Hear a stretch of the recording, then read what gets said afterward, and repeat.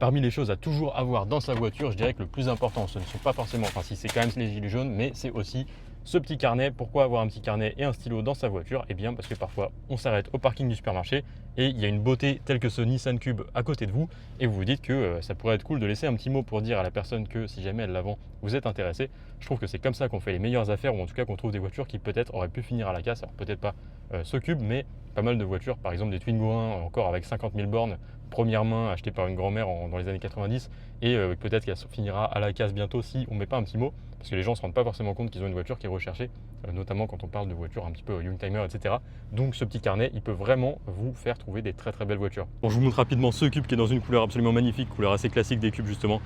aubergine, avec son intérieur en velours marron. Je trouve ça magnifique, avec le petit toit ouvrant un peu ombragé qui est très sympa. Il lui manque juste le petit tapis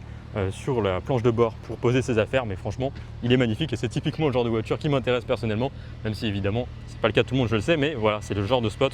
où on se dit bah tiens, ça pourrait être sympa de mettre un petit mot, parce que les gens ne se rendent pas forcément compte que leur voiture peut plaire à d'autres.